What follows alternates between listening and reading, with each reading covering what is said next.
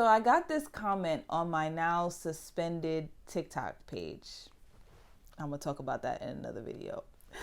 But I got this comment under a video that I posted with Joy Reid, basically advocating for books that have pornographic material in it, arguing that, parents of LGBTQ children who want access to the book should have access to the book and it shouldn't be banned from schools. So I pointed out that, hey, what Joy Reid is advocating for is wrong, right? She was debating a white mother. And so I know that there are plenty of people who would see that interaction and side with Joy, even if they didn't agree with it.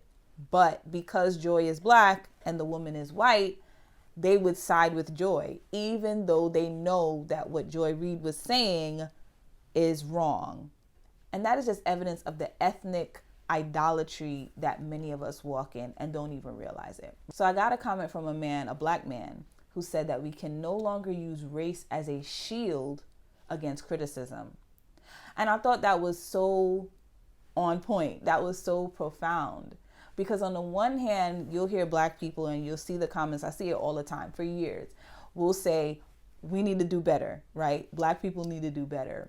And on the other hand, when someone does call out a Black person for doing something crazy or doing something that is immoral, you'll have Black people say, oh, don't come against another Black person. Don't tear down another Black person. And here's the reality. We are shunning accountability at the expense of our community. We'll say, don't tear down another Black person. Don't tear down another Black person.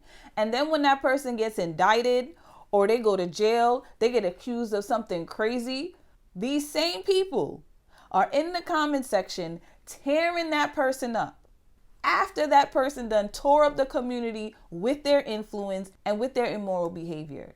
And you see, most of us see the degeneracy. We see the demoralization happening right in front of us.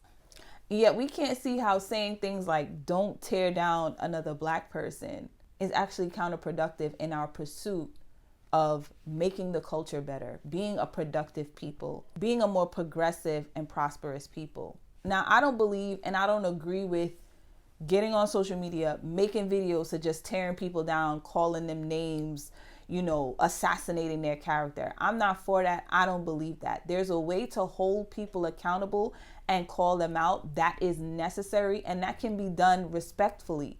But no one wants to be called out. It's never going to feel good. It's never going to look good. But we have to be willing to have the conversations. We have to be willing to call people out because we understand the consequences of not saying anything and allowing the culture, allowing our youth, allowing the next generation to free fall into degeneracy. Basically, there's no doing better without accountability and correction. I got a scripture for you. Proverbs 12 verse 1 says this: whoever loves instruction and discipline loves knowledge, but he who hates reproof and correction is stupid.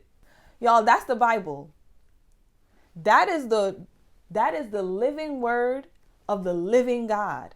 He who hates correction is stupid. Hence the stupidity that we allow in our culture, because we not only hate correction ourselves, but we hate to see people who look like us being corrected. And again, you can be respectful with correction. It doesn't have to be name calling. You don't have to assassinate people's character, and you also don't have to make assumptions. But we can no longer sacrifice the betterment, the empowerment of our community on the altar of false Black unity. Be honest. Some of you that are like, don't tear down another Black person, will tear down Black people who don't share your political ideology.